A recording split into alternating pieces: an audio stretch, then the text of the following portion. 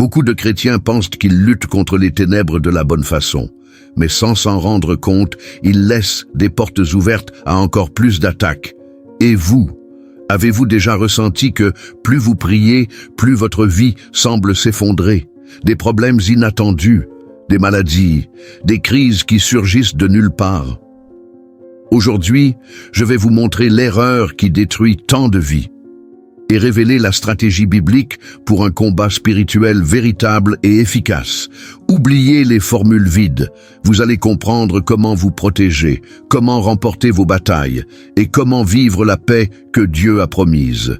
Et à la fin, je vous enseignerai une prière puissante, une prière qui fortifiera votre vie et vous fera marcher en victoire chaque jour. Alors, ne partez pas avant d'entendre cette vérité qui peut tout changer.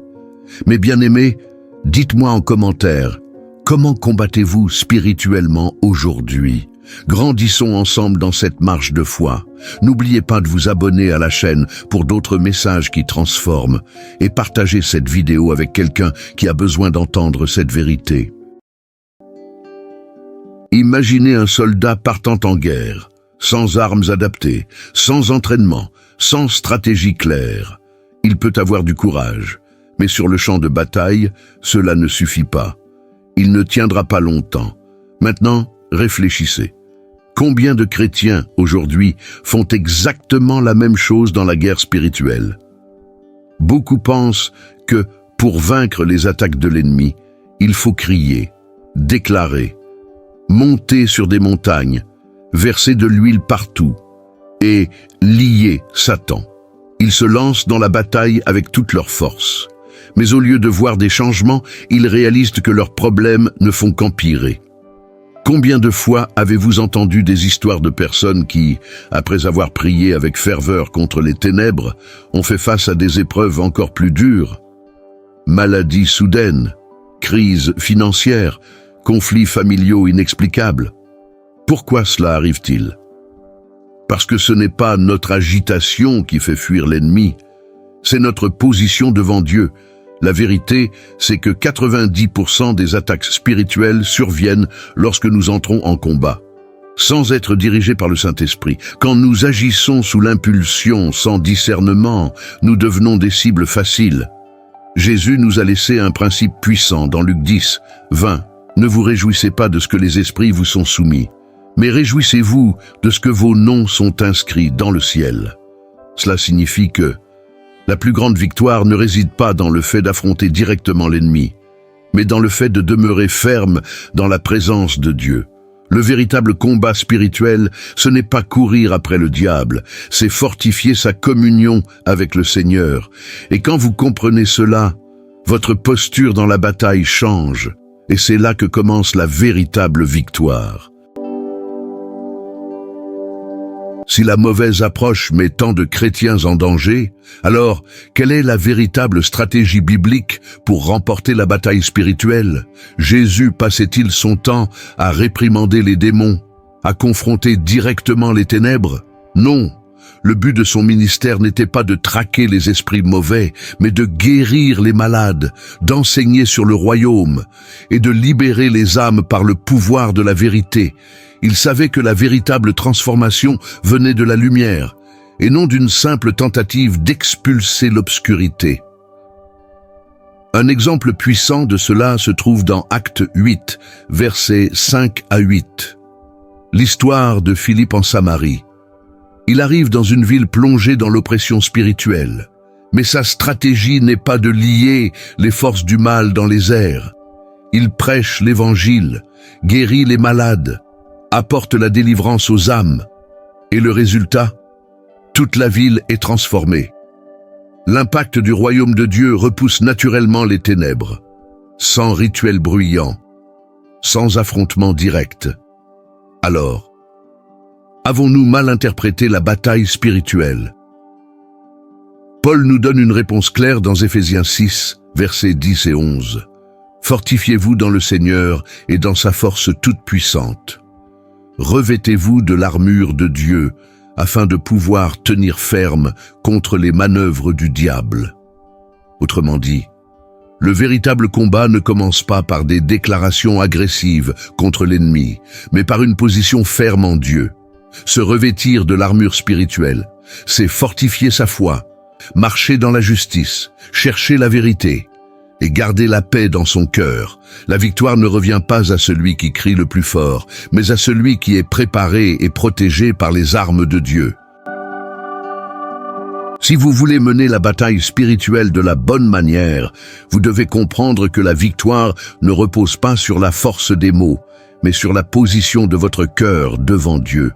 Beaucoup pensent qu'affronter les ténèbres signifie crier, réprimander, défier directement l'ennemi. Mais la Bible nous enseigne un chemin bien différent, un chemin bien plus puissant et efficace. Voici 3 clés qui vont transformer votre manière de combattre spirituellement. Première clé, priorisez la présence de Dieu. Plus vous cherchez Dieu, plus les ténèbres s'éloignent naturellement. Le diable ne supporte pas un environnement rempli de la présence de Dieu. Si votre vie est remplie de prières, d'adoration, de la parole, alors les influences du mal n'auront aucune place pour agir. Vous l'avez sûrement déjà remarqué. Quand vous êtes spirituellement fort, certaines tentations et oppressions semblent perdre leur pouvoir sur vous. Pourquoi? Parce que la lumière triomphe toujours de l'obscurité. Deuxième clé, priez avec sagesse, plutôt que de concentrer toute votre énergie à affronter les ténèbres. Dirigez vos prières vers ce qui change réellement toute chose, l'avancement du royaume de Dieu. Priez pour le salut des âmes, pour la croissance spirituelle de votre famille, pour votre propre transformation intérieure. Quand Jésus nous a enseigné à prier, il ne nous a pas demandé de passer notre temps à réprimander les démons, mais de chercher d'abord le royaume et la justice de Dieu. Matthieu 6, 33. Le véritable combat spirituel, ce n'est pas d'être obsédé par le diable, mais d'être totalement soumis à Dieu. Troisième clé, marcher dans l'obéissance. Jacques 4, 7 nous révèle un principe puissant. Soumettez-vous donc à Dieu, résistez au diable, et il fuira loin de vous. Observez bien l'ordre des choses. D'abord, la soumission à Dieu. Ensuite, la résistance contre le diable. Si votre vie est en obéissance au Seigneur, l'ennemi n'a aucun accès libre pour agir contre vous. Mais beaucoup subissent des attaques, parce qu'ils laissent des portes ouvertes. Ils vivent dans le péché, nourrissent des pensées mauvaises, ne se soumettent pas pleinement à Dieu. Mais lorsque vous marchez dans l'obéissance, votre propre vie devient un bouclier de protection contre le mal. Quand vous appliquez ces principes, vous n'avez plus besoin de craindre la bataille spirituelle, parce que vous serez déjà positionné dans la victoire. Dieu veut que vous viviez libre, sans peur, sans oppression, sans tomber dans les pièges de l'ennemi. Le vrai guerrier, ce n'est pas celui qui se bat sans relâche, c'est celui qui combat de la bonne manière, dans la présence de Dieu, avec une prière sage et une vie d'obéissance. Êtes-vous prêt pour cette transformation? Maintenant que vous comprenez la véritable bataille spirituelle, il est temps d'agir. Connaître la vérité ne suffit pas, il faut la vivre chaque jour. À partir d'aujourd'hui, décidez de chercher davantage la présence de Dieu. Décidez de prier avec sagesse. Décidez de marcher dans l'obéissance. Ne combattez pas seul et sans direction, mais demeurez dans la force du Seigneur. Avant que vous ne partiez, je veux prier avec vous. Répétez cette prière avec foi et déclarez-la chaque matin. Père bien-aimé et souverain, en cet instant je me tiens devant toi, dans une totale reddition. Je reconnais que sans ta présence, je ne peux rien faire. C'est pourquoi aujourd'hui, je me soumets entièrement à ta seigneurie. Je déclare que tu es mon refuge, ma forteresse, mon bouclier inébranlable. À cet instant, je me revêts de ton armure spirituelle. Je mets le casque du salut pour protéger mon esprit, la cuirasse de la justice pour garder mon cœur, la ceinture de la vérité pour affermir ma foi, les sandales de la paix pour guider mes pas, le bouclier de la foi pour éteindre chaque flèche enflammée du malin, et l'épée de l'esprit, ta parole vivante, pour combattre les ténèbres par la lumière de la vérité.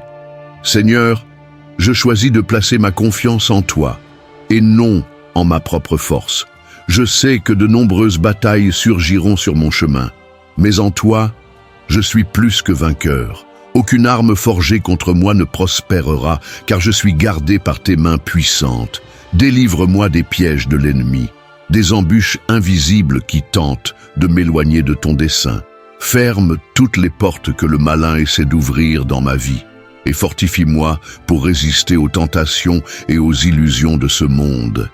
Père, conduis mes pas dans la justice, que je marche dans ta lumière, et demeure ferme dans la foi, même lorsque les vents contraires voudront me faire tomber, que ma bouche proclame ta vérité, que mes mains soient des instruments de bénédiction, et que mes yeux restent toujours fixés sur toi. Transforme ma vie en un témoignage vivant de ton amour et de ta gloire. Que partout où j'irai, les gens puissent voir en moi ta présence et être touchés par ta grâce. Je déclare que cette journée est consacrée à toi, que ma maison, ma famille et tous mes projets soient sous ta divine protection, que toute angoisse soit transformée en paix, toute faiblesse en force, toute incertitude en une foi inébranlable. Je sais que tu combats pour moi et que la victoire a déjà été remportée à la croix. C'est pourquoi je marche avec audace, avec espérance et avec une pleine conviction, car ton meilleur est déjà sur ma vie. Au nom puissant de Jésus, j'ai prié, cru et reçu. Amen. Si ce message a touché votre cœur, partagez en commentaire comment menez-vous votre combat spirituel aujourd'hui. Grandissons ensemble dans cette marche de foi. N'oubliez pas de vous abonner à la chaîne pour d'autres messages qui transforment. Et surtout, partagez cette vérité avec quelqu'un qui en a besoin. Que Dieu vous bénisse et vous fortifie.